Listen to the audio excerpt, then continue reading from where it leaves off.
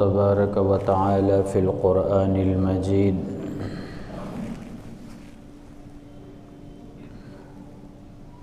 قد أفلح المؤمنون الذين هم في صلاتهم خاشعون والذين هم عن اللغو معرضون والذين هم لفروجهم حافظون إلا على أزواجهم أو ما ملكت أيمانهم فإنهم غير ملومين. وقال النبي صلى الله عليه وسلم: الحياء شعبة من الإيمان. وفي رواية آخر: الحياء خير كله. صدق الله مولانا العظيم وصدق رسوله النبي الكريم۔ سب سے پہلے اللہ تبارک و تعالیٰ سے دعا گو ہیں کہ اللہ تعالیٰ ہمیں حق بات کہنے، سننے اور اس پر عمل کرنے کی توفیق عطا فرمائے۔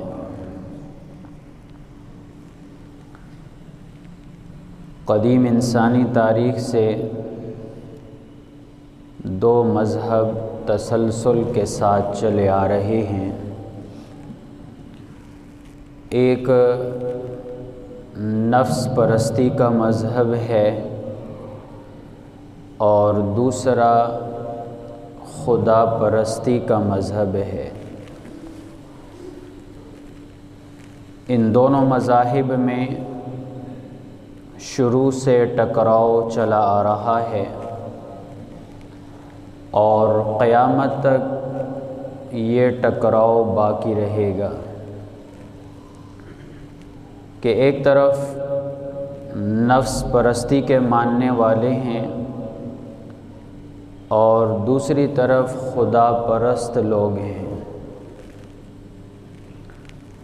نفس پرستی کیا ہے یا اس کا ماننے والا کون ہے؟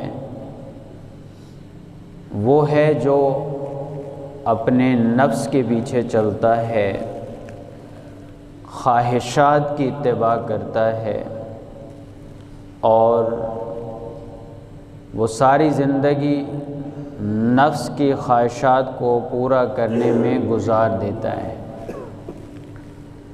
اور دوسری طرف خدا پرست بندہ ہے، خدا پرستی والا مذہب رکھنے والا آدمی ہے کہ جو اپنی ساری زندگی اپنے رب کی مرضی کے مطابق گزار دیتا ہے، اپنے رب کی مرضیات پر عمل کرتا ہے۔ قرآن مجید میں سورہ والنازعات میں آخری پارے میں خدا پرست کا ذکر کیا گیا ہے کہ وَأَمَّا مَنْ خَافَ مَقَامَ رَبِّهِ وَنَهَى النَّفْسَ عَنِ الْهَوَىٰ فَإِنَّ الْجَنَّةَ هِيَ الْمَأْوَىٰ۔ فرمایا کہ جو اپنے رب کے سامنے کھڑے ہونے سے ڈرا کہ کل اپنے رب کو کیا منہ دکھاؤں گا، اس سے وہ ڈرا۔ وَنَهَى النَّفْسَ عَنِ الْهَوَىٰ، اپنے نفس کو خواہشات سے اس نے رو کے رکھا، تو اللہ کیا فرماتے ہیں؟ فَإِنَّ الْجَنَّةَ هِيَ الْمَأْوَىٰ، کہ جنت اس کا ٹھکانہ ہے۔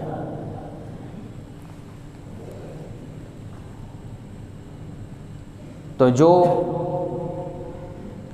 دنیا کو اختیار کرتا ہے، آثر الحیات الدنیا فإن الجحیم ہی المأویٰ، تو اس کا ٹھکانہ جہنم ہے۔ تو جو نفس پرستی کے ماننے والے ہیں ان کا ٹھکانہ جہنم، اور جو خدا پرستی کے ماننے والے ہیں ان کا ٹھکانہ جنت ہے۔ اور بنیادی چیز بتلائی کہ اللہ سے ڈرنا اور خواہشات پہ قابو رکھنا۔ یہ خواہشات پہ قابو رکھنا یہ بہت مشکل مرحلہ ہے، اور اسی سے متعلق ایک شعبہ ہے حیا کا۔ اسلام نے ہمیں ایک تعلیم دی حیا کے بارے میں کہ حیا وہ چیز ہے کہ جس سے نفس قابو میں رہتا ہے، یعنی حیا ایک عمل ہمیں بتایا گیا ہے کہ جس سے آدمی اپنے نفس کو قابو میں رکھ سکتا ہے۔ تو یہ ایک ایمان کا شعبہ ہے۔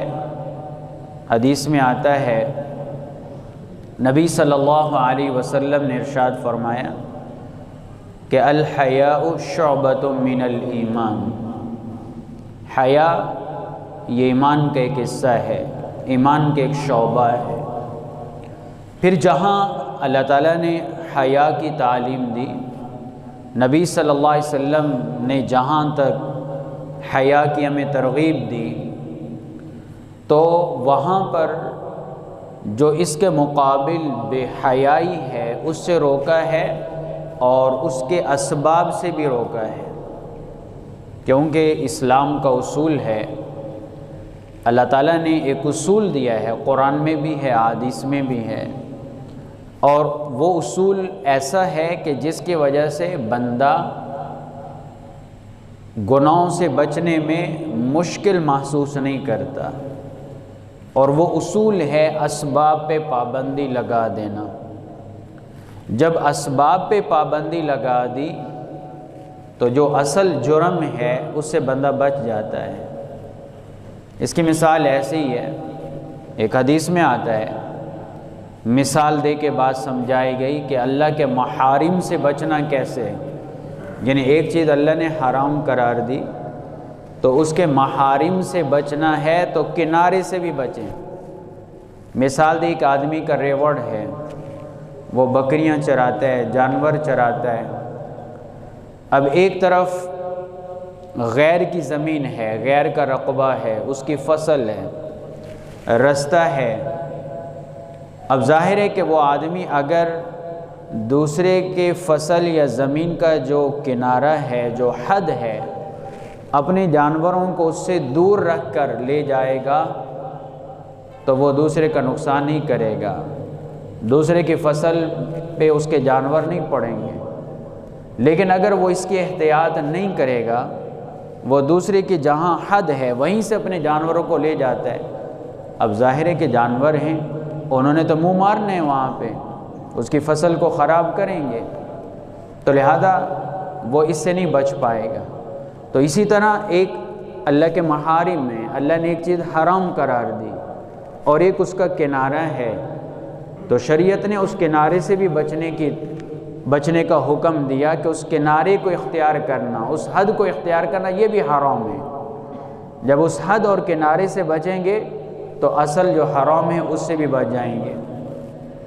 ایک مثال شراب ہے، حرام ہے، خمر، انما الخمر والمیسر والانصاب والازلام رجس من عمل الشیطان، سورہ مائدہ کی آیت ہے کہ یہ شراب، خمر، یہ شیطانی کام ہے، یہ حرام ہے، لیکن اس شراب کی طرف لے جانے والے جو بھی کام ہیں ان کو بھی حرام قرار دیا گیا۔ حدیث میں آتا ہے، نبی صلی اللہ علیہ وسلم نے فرمایا کہ ملعون ہے جو شراب پیتا ہے، جو شراب بناتا ہے، جو شراب لے جاتا ہے، جو بیچنے والا ہے، جو خریدنے والا ہے، وغیرہ ذالک۔ اب یہ لعنت بھیجی گئی اور فرمایا کہ شراب بیچنا بھی حرام ہے۔ اب ظاہر ہے بیچنے والا ہو سکتا ہے نہ پیے، یہ بھی ہو سکتا ہے نا، لیکن خطرہ ہے کہ آج شراب بیچ رہا ہے، کل کو خود پینے لگ جائے گا، تو وہ شراب بیچنا حرام، لعنت برس رہی ہے۔ تو اصل جرم تو شراب ہے، لیکن اس کے طرف لے جانے والے جتنے ذرائع ہیں ان پہ پابندی لگا دی گئی۔ تو اسی طرح ایک اصل بے حیائی ہے، زنا ہے، لیکن اس کے دواعی، اس کی طرف لے جانے والے اسباب شریعت میں وہ بھی حرام ہیں، اور اس کے مقابل حیا ہے تو حیا کی تعلیم دی گئی، حیا کو اختیار کرنے کا حکم دیا گیا۔ سب سے پہلے میں قرآنی آیات پیش کروں گا پاک دامنی اور حیا کے بارے میں، پھر میں کچھ احادیث پیش کروں گا، اور پھر مختصراً ویلنٹائن ڈے کے حوالے سے کچھ گفتگو کروں گا۔ قرآن مجید کی میں نے آیت پڑھی ہے سورہ مومنون کی 18واں پارہ ہے۔ اللہ تعالیٰ فرماتا ہے قد افلح المؤمنون، ایمان والے کامیاب ہو گئے۔ پھر آگے صفات بیان کی کہ ایمان والے کون لوگ ہیں؟ الذین هم فی صلاتهم خاشعون، نماز میں خشوع خضوع اختیار کرنے والے، نماز پوری توجہ سے پڑھتے ہیں، نماز میں ان کا کانٹیکٹ اللہ سے ہوتا ہے۔ والذین هم عن اللغو معرضون، جو فضول باتوں سے فضول کاموں سے پرہیز کرنے والے۔ پھر آگے فرمایا والذین هم لفروجهم حافظون الا علی ازواجهم او ما ملکت ایمانهم، کہ جو اپنے شرمگاہوں کی حفاظت کرنے والے۔ شرمگاہ کی حفاظت دو قسم پر ہے، ایک ہے شرمگاہ کو ڈھانپنا، ستر کو ڈھانپنا۔ اب مرد کی ستر کیا ہے؟ ناف سے لے کر گھٹنے کے نیچے تک یہ مرد کی ستر ہے، اس کو ڈھانپتے ہیں۔ اور یاد رکھیں مسئلہ ہے کہ مرد کی ستر کو دیکھنا حرام ہے۔ تو مرد کی ستر کیا ہے؟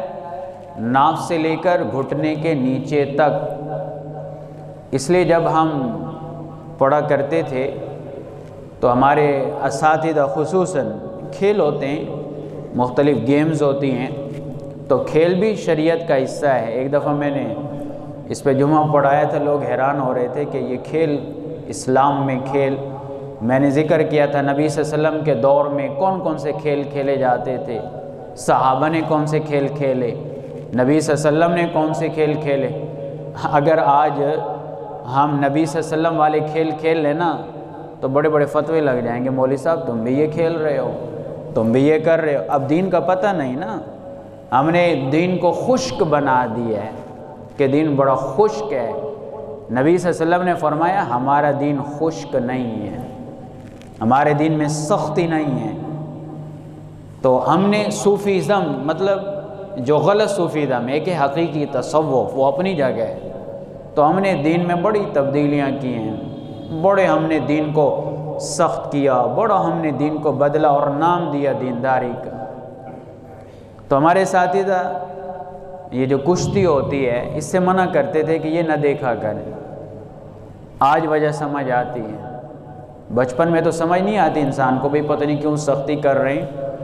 وجہ یہی ہے کہ بعض کشتیوں میں جیسے ہمارے یہاں ہوتا ہے، وہ صرف کچھا پہنتے ہیں، اب گھٹنے سے اوپر پوری ران نظر آتی، اور یہ ستر ہے اور اس پہ نظر پڑنا گناہ ہے۔ ایک صحابی کی ستر کھلی ہوئی تھی تو نبی صلی اللہ علیہ وسلم نے فرمایا اس کو ڈھانپ لو، اور پھر فرمایا کہ کسی ران کو، فرمایا زندہ اور مردہ آدمی کے ران کو نہیں دیکھنا چاہیے۔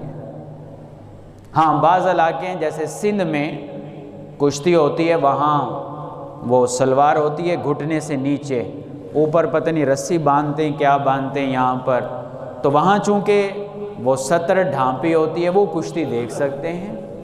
ہمارے ہاں ستر کا ظہور ہوتا ہے تو اس لیے ان کو چاہیے کہ اپنے ستر کو ڈھانپیں۔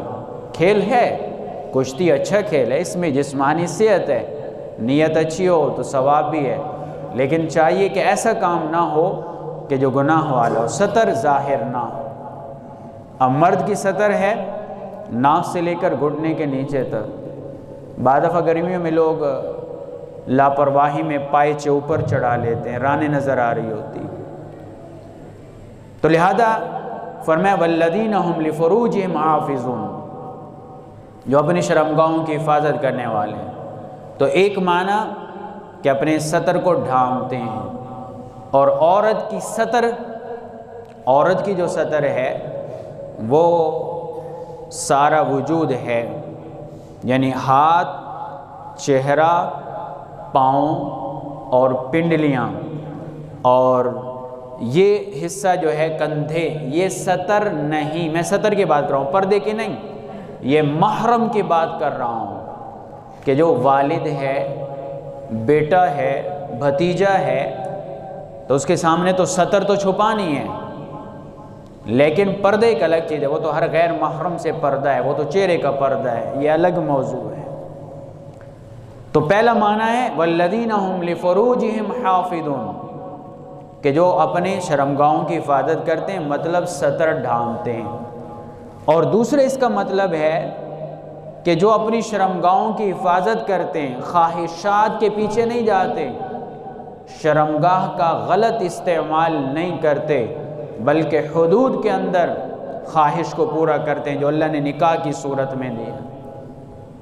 اب نکاح کی صورت میں ہے، بعض دفعہ ایک آدمی شادی شدہ ہوتا ہے لیکن گناہ میں پڑا ہوتا ہے، زنا میں پڑا ہوتا ہے، اب بھئی ادھر کیوں جاتے ہو؟ اللہ نے چار شادیوں کی اجازت دی ہے تو کرو، اپنی خواہشات کو جائز طریقے سے پورا کرو، کیوں اللہ کو ناراض کرتے ہو؟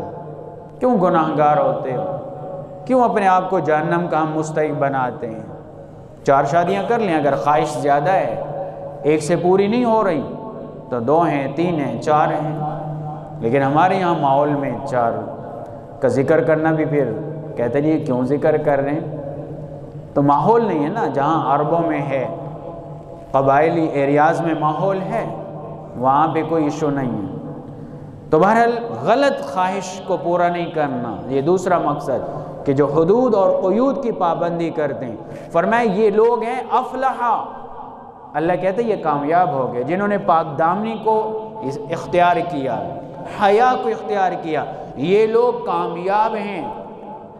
اور پھر یہ چند آیات ہیں، اگر آپ ان آیات کا ترجمہ پڑھیں نا تو آخر میں ایک بڑی پیاری آیت آتی ہے، فرمایا اولئک هم الوارثون الذین یرثون الفردوس، فرمایا یہی لوگ جنت کے وارث ہیں۔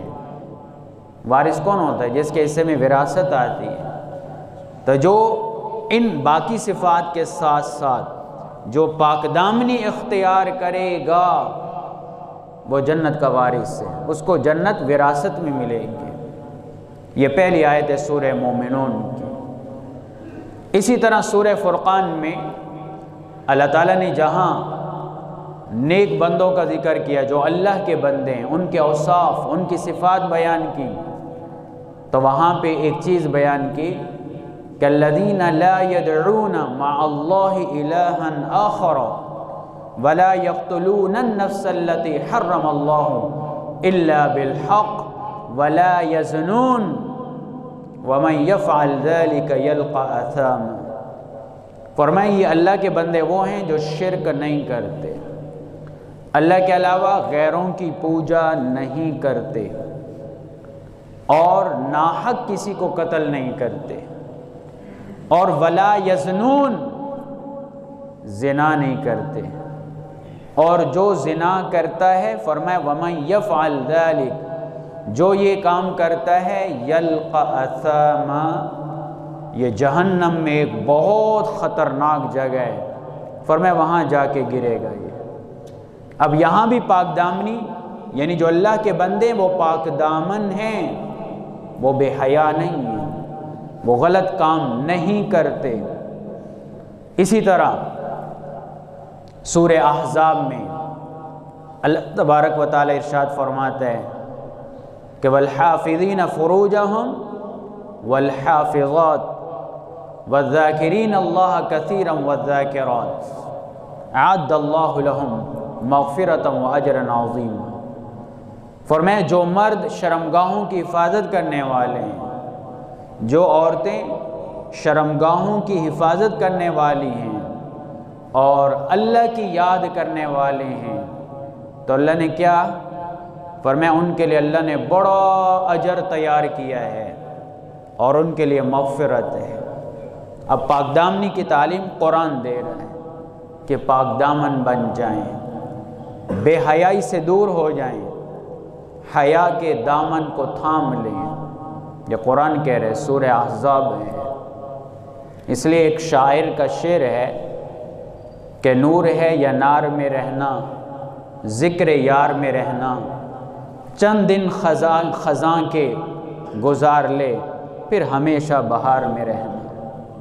تو جہاں بھی رہنا ہے، چند دن کی زندگی ہے، خزاں ہے، گزار لیں، پھر ہمیشہ بہاروں میں رہیں گے۔ ہمیشہ وہاں پہ رہنا ہے، ہمیشہ کی زندگی ہے، یہ چند دن کی زندگی ہے، یہ خزاں کا زمانہ ہے، گزر جائے گا۔ دیکھتے نہیں گزر جاتا ہے، آج کل پرسوں، لیکن وہ ہمیشہ وہاں رہنا ہے، بہار میں۔ لیکن اس کو موسم بہار بنانا یہ ہماری ذمہ داری۔ چند دن کے مشکل جھیل لیں، چند دن کے ہم تکلیف جھیل لیں اللہ کے لیے، اور تکلیف ہے بھی نہیں، یہ ہمیں شیطان کہتا ہے۔ اب دیکھو نا، نفس کو قابو کرنا، جائز رستہ دینا، یہ تو کوئی تکلیف نہیں۔ ہمیں دعا بھی یہی سکھلائی ہے قرآن میں، ربنا آتنا فی الدنیا حسنہ وفی الآخرۃ حسنہ۔ اللہ دنیا میں بھی اچھائی عطا کر، آخرت میں بھی اچھائی عطا کر، لیکن ہمارا نفس ہے وہ تھوڑا تنگ ہوگا، چند دن کا گزارا کر لیں، ہم چند دن کے مشکل برداشت کر لیں، پھر ہمیشہ بہاروں میں انشاءاللہ رہنا ہے، پھر جنت میں رہنا ہے۔ اولئک هم الوارثون الذین یرثون الفردوس، جنت فردوس کے وارث بنیں گے۔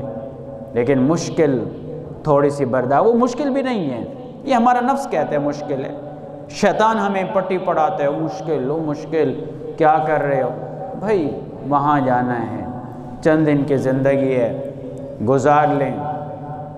اسی طرح سورہ یوسف میں حضرت یوسف علیہ السلام کا واقعہ ہے۔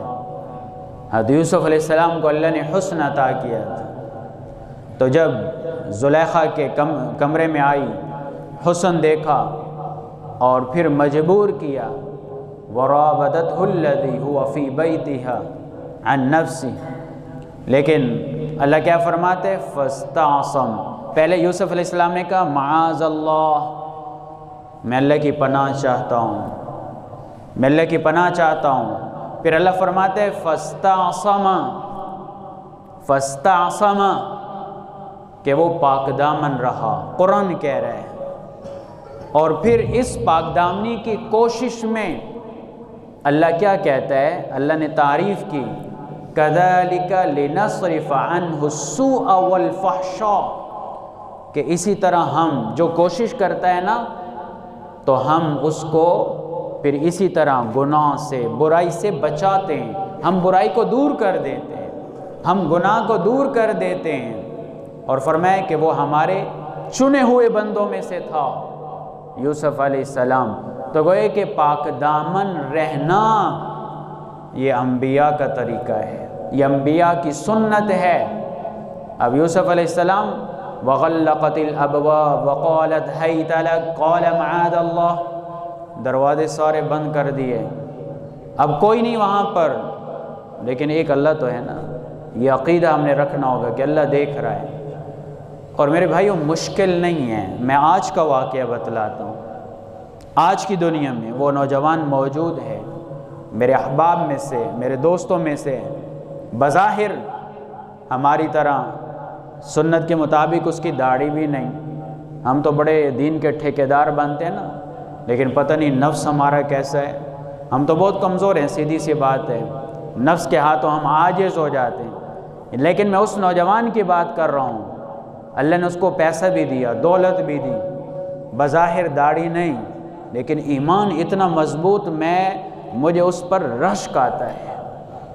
تو وہ بتا رہا تھا اپنا واقعہ کہ رات کے ٹائم بیٹھک میں سوتا تھا ڈرائنگ روم میں، تو دروازہ کھٹکا، اس نے کہا پتہ نہیں کون ہے، دروازہ کھولا تو ایک نوجوان نہایت خوبصورت لڑکی اندر گھس آئی، اور وہ پہلے سے جانتی تھی اس کو، تو اس نے گناہ کی دعوت دی، یعنی آپ یوں سمجھے سارے دواعی موجود، بالکل عریاں حالت میں ہو گئی، گناہ کی دعوت دی، لیکن اس نوجوان کا ایمان دیکھیں کہ اس نے آنکھ اٹھا کر نہیں دیکھا کہ یہ لڑکی ہے یا کون ہے، تھک ہار کر وہ لڑکی چلی گئی، لیکن اس نے اپنے ایمان کو بچایا ہے، یوسف علیہ السلام کی سنت کو پورا کیا۔ پھر اللہ بھی کہتے ہیں نا انہو من عبادنا المخلصین، ایسے بندے ہمارے چنے ہوئے ہوتے ہیں، اور ہم جیسے کمزور لوگ بہانے تراش رہے ہوتے ہیں، کب کوئی رستہ ملے گناہ کا، زنا کا، اور اس کوشش میں ہماری نوجوان نسل ہوتی ہے آج کل کے ماحول میں۔ عجیب ماحول، میں آخر میں بات کروں گا، اور اس پسماندہ بکر شہر کے ایک عجیب واقعہ جو پچھلے ہفتے پیش آیا، اور وہ بھی عبرت کے طور پہ میں بیان کروں گا۔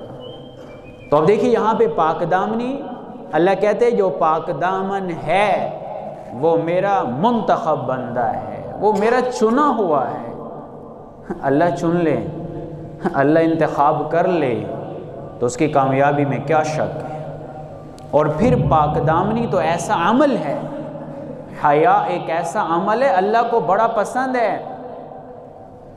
جب حضرت موسیٰ علیہ السلام مدین گئے تھے نا، تو کنویں کے پاس بیٹھے ہوئے تھے، تو دو لڑکیاں آئیں جانور لے کر، یہ قرآن میں واقع ہے، حضرت شعیب علیہ السلام کی بیٹیاں۔ تو موسیٰ علیہ السلام نے دیکھا کہ کمزور ہیں، ضعیف ہیں، لوگ پلا رہے ہیں، یہ بیچاریاں کھڑی ہیں، تو موسیٰ علیہ السلام نے ان کے جانوروں کو پانی پلا دیا، بڑے طاقتور تھے، پھر نبوت کی طاقت تھی۔ تو بعد میں بچیوں نے والد کو سارا بتایا، اور پھر وہ بچی جب بلانے آئی تو ایسے انداز میں، یعنی بڑی باحیا، شرم والی چال تھی، حیادار چال تھی، تو اللہ کو وہ چال اتنی پسند آئی۔ اللہ کہتے ہیں وَجَاءَتْ إِحْدَاهُمَا تَمْشِي عَلَى اسْتِحْيَاءٍ، اور میں سے ایک لڑکی آئی بڑے باحیا انداز میں چلتی ہوئی۔ تو جب اللہ کو حیا والی چال، حیا والی گفتگو پسند ہے، تو جو حیا والا کردار ہے وہ اللہ کو کتنا پسند ہوگا۔ جو پاک دامنی والا کردار ہے وہ میرے اللہ کو کتنا پسند ہوگا۔ تو یہ قرآن کہہ رہا ہے پاک دامن، اور پاک دامنی جب حیا ہم پیدا کریں گے، پھر حیا میں یہ بھی ہے کہ جو بے حیائی کے اسباب ہیں ان سے اپنے آپ کو روکیں گے۔ پہلے حدیث پیش کرتا ہوں۔ حدیث میں آتا ہے نبی صلی اللہ علیہ وسلم نے ارشاد فرمایا کہ ان لکل دین خلقا وخلق الاسلام الحیا، فرمائے ہر دین کی ایک خاص عادت ہے، اور اسلام کی عادت، بہترین عادت وہ حیا ہے۔ اور ایک حدیث میں آتا ہے نبی صلی اللہ علیہ وسلم نے ارشاد فرمایا کہ ان الحیاء والایمان قرناء جمیعا اذا رفع احدهما رفع الاخر، فرمایا حیا اور ایمان یہ لازم ملزوم ہیں، یہ جڑے ہوئے ہیں، ایک ختم تو دوسرا آٹومیٹک ختم ہوگا۔ حیا نہیں ہے تو ایمان بھی چلا جائے گا، ایمان نہیں تو حیا بھی چلے جائے گا، حیا کا بھی خاتمہ ہو جائے گا۔ تو حیا اور ایمان جڑے ہوئے ہیں۔ اگر اپنے آپ کو مومن ثابت کرنے، قد افلح المؤمنون، کامیابی حاصل کرنی ہے، اس کے لیے ایمان ضروری، اور ایمان کے لیے بندے کو حیادار ہونا ضروری ہے۔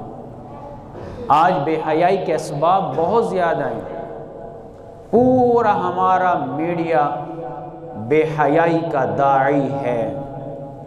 ہمارے جو نظام تعلیم ہے، ناراض نہ ہونا، میں بڑے ادب سے گزارش کر رہا ہوں، ہو سکتا ہے کچھ پرائیویٹ اکیڈمیوں کے سربراہان موجود ہوں، کچھ ٹیچر بھی موجود ہوں گے، یونیورسٹیوں میں، کالجز میں پڑھنے والے بھی موجود ہوں گے، لیکن جو ہمارا لارڈ میکالے کا نظام تعلیم ہے، میرے نزدیک جو میں نے دیکھا قریب سے، جو میں نے مطالعہ کیا، کہ یہ بے حیائی کے اڈے ہیں۔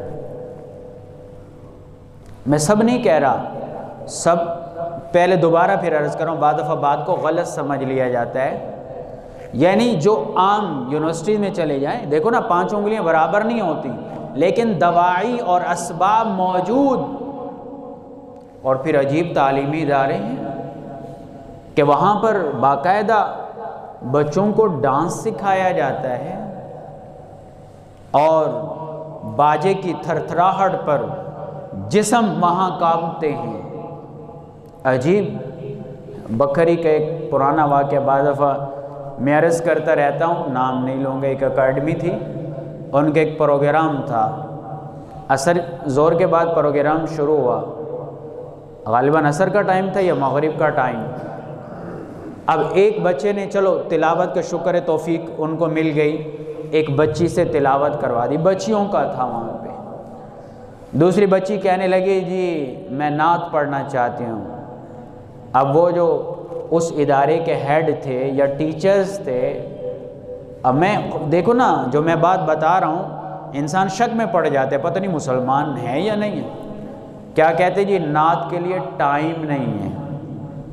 اچھا پھر کس چیز کے لیے ٹائم ہے؟ فنکشن ہے، پروگرام ہے. نعت کی اجازت نہیں دی، گانا لگا دیا. اچھا جب اذان کا ٹائم ہوا نا تو ظاہر ہے کچھ بچیاں اچھے گھرانوں کی ہوتی ہیں، وہ الگ بات ہے کہ اس ماحول میں پھر رنگ جاتی ہیں. تو انہوں نے کہا جی اذان ہو رہی ہے، گانا بند کر دیں. تو جواب میں کیا کہا جاتا ہے کہ پاکستان میں تو ہر وقت اذانیں ہوتی رہتی ہیں.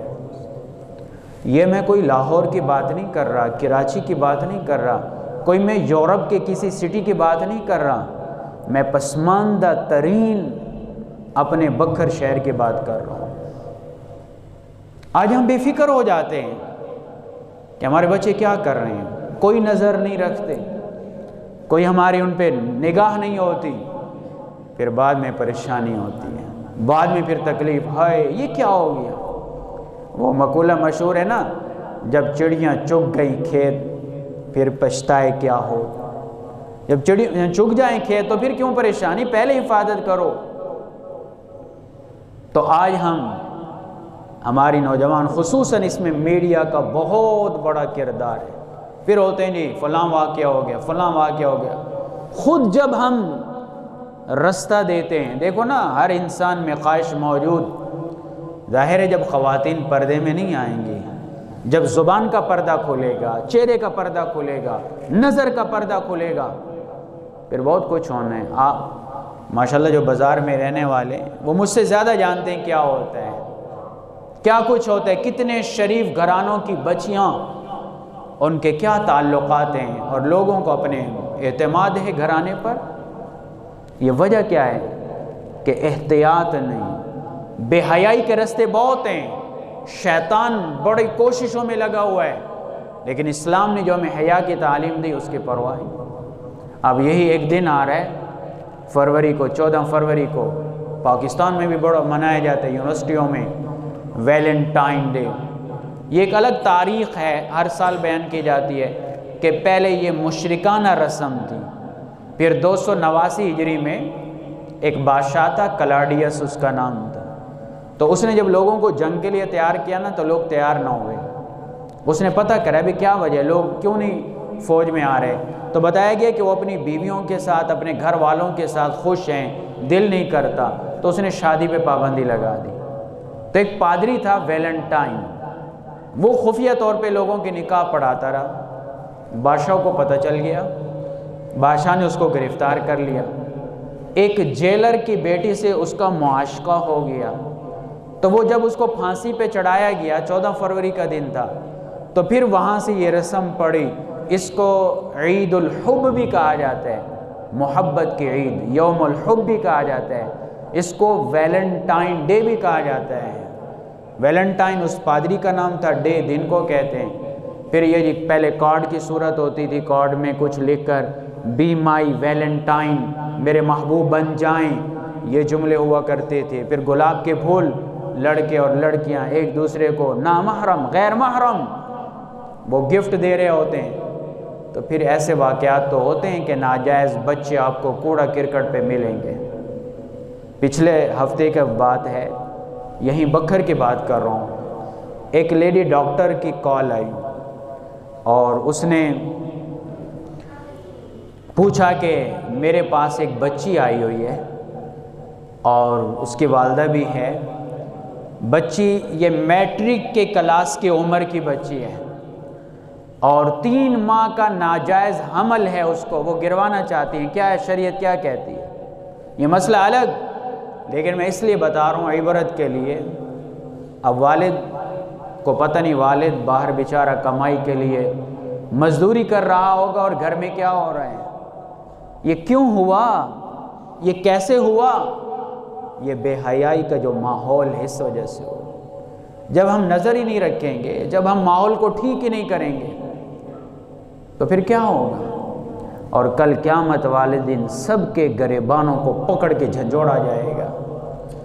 اگر کسی ادارے میں ہوا تو ادارے والوں کے گریبان کو پکڑ کے جھنجھوڑا جائے گا. سرکاری ادارے میں ہوا تو گورنمنٹ والوں کو قیامت والے دن گریبانوں سے پکڑ کے جھنجھوڑا جائے گا. ٹیچرز کو جھنجھوڑا جائے گا، والدین کو جھنجھوڑا جائے گا. پکڑنے والے پھر نبی صلی اللہ علیہ وسلم ہوں گے کہ کلکم راعٍ وکلکم مسئول عن رعیتہ، کہ تم میں سے ہر ایک ذمہ دار تھا اور ہر ایک سے اپنی ذمہ داری کے بارے میں پوچھا جائے گا کہ اولاد تمہاری کدھر جا رہی تھی، تمہارے چھوٹے بھائی کدھر جا رہے تھے، تمہارے فلاں کدھر جا رہے تھے. ہمارے پاس تو بہت سے کیسز آتے ہیں، لیکن اس وقت آتے ہیں جب سارا کام ہو چکا ہوتا ہے. پھر کہتے ہیں جی اب جائز اور حلال طریقہ بتائیں. تو جائز طریقہ تو نکاح ہی ہے. پھر پہلے منہ کالے کیے جاتے ہیں. تو بجائے اس کے میں نے کہا نا کہ اگر ایک شادی ہے خواہش پوری نہیں ہو رہی تو گناہ نہ کریں، دوسری شادی کر لیں نا، حلال ہے. جنت کے وارث تو بنے پاک دامنی اختیار کر کے، اور نکاح بھی پاک دامنی کا ایک ذریعہ ہے، بلکہ نبی کی سنت ہے. پھر جنت الفردوس کے وارث بنے ہم، لیکن شرط پاک دامنی ہے. تو اللہ تعالی ہمیں سمجھ اور عمل کی توفیق عطا فرمائے. وما علینا الا البلاغ المبین.